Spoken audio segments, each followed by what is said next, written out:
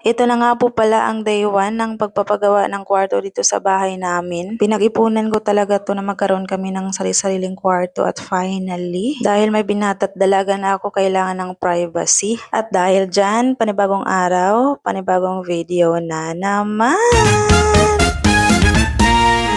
Welcome sa A Day in My Life ni Mami Ann! At bago po tayo mag-proceed sa pinapagawa naming tatlong kwarto, ito muna ipapakita ko sa inyo. Galing nga pala ako bumili ng mga gulay, tapos bumili na rin ako ng saging. Sinasanay ko kasi ang mga bata na kumain ng gulay, kaya ayan, mga gulay ang binili ko. And pagkatapos, umattend rin ako ng meeting sa school ni Leana. Ayan, ang pinagmitingan, alam nyo na, gastos na naman.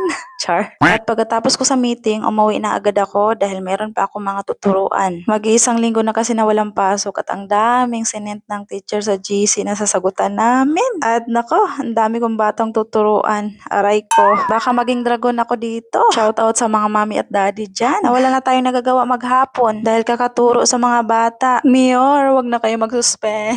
Dahil magastos pala kapag walang pasok. At lumalabas talaga ang sungay ko. Ang hirap ba naman ang mga binibigay niyo sa sagutan? Sumasakit ang ulo ko. So sobrang stress, baka maging super saiyan ako nito. Sus, Ginoo, tabang mga langit. Buti na lang ngayong araw sila Yana walang sasagutan. Bukas pa naman ang kanilang online class. At makapag-focus ako sa mga pamangkin ko magturo. At ayan na siya, kamot ulo na ngani. At sana tumigil na ang ulan para hindi na masuspend ang klase. At sumasakit na rin ang lalamunan ko kakasaway sa mga bata.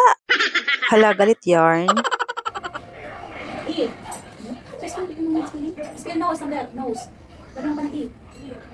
Hala, galit na yarn. At ito na nga ang araw ng pagpapagawa ko ng tatlong kwarto dito sa second floor ng bahay namin. At pinag-ipunan ko po talaga para magkaroon na po kami ng mga kwarto dahil may binata't dalaga na ako na kailangan na talaga ng mga privacy. At magkaroon din ako ng sarili, kaya tatlo po ang pinagawa kong kwarto. Anyway, ang sukat po pala sa second floor namin ay 6 meters by 3 meters. At ito pong sinusukatan ay kay GP na kwarto po ito. At ang sukat na magiging kwarto ni GP ay 210 by 230 cm. Actually, maliit lang siya. Pero okay lang naman kung double deck or single bed lang ang ilalagay. At ito nga pala ang ginamit na material, metal studs or drywall para sa wall frame. At marine plywood naman ang gagamitin para sa wall.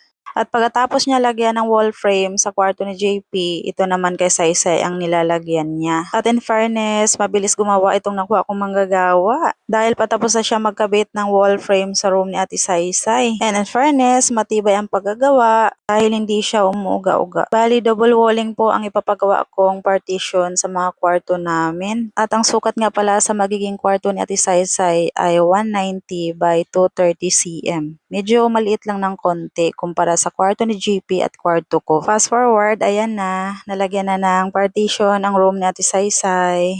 Dahil wala namang ginagawa si Kuya JP at katatapos niya lang sa kanyang online class, kaya ito para matapos na yung partition dito sa room ni Ate Saysay, tumulong na rin siya maglagay ng ribbit.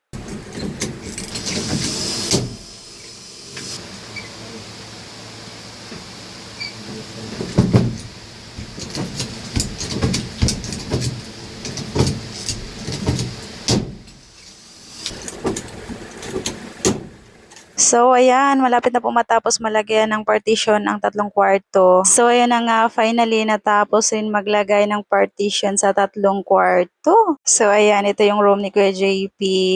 Maliit lang siya. Kasya lang yung single bed, tapos may cabinet. Kahit papano, hindi naman ganun kasikip, may space pa naman siya. Ganyan lang muna sa ngayon kasi aayusin ko pa tong room ni Kuya JP.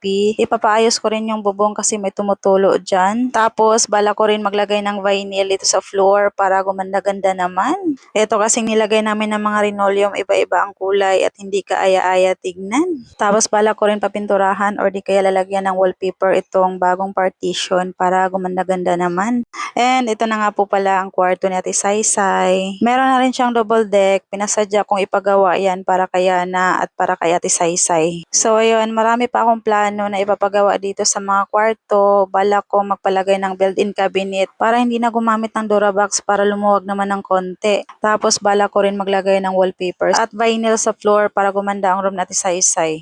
So, ayan, wala pa siyang mga pinto kasi hindi pa dumating yung in-order ko sa online na sliding door. Sliding door kasi ang gusto kong ilagay para hindi takaw space. And ito yung pangatlong kwarto na pinagawa ko. And ayan, nilipat ko na rin ang aking computer table. Sa ngayon, ganyan lang muna ang setup dahil wala pang budget pang pagawa. So, ang next plan ko is magpapagawa ko ng built-in cabinet sa tatlong kwarto para matanggal na yung mga cabinet at lumuwag-luwag naman ang mga kwarto. Taray! May pa-hallway si Mayor. So, ayun, sa next vlog ko na lang po ipapakita sa inyo yung pagkabit ng sliding door sa mga pinto. And that's it. Thank you so much for watching and be kind always and always. O, camping!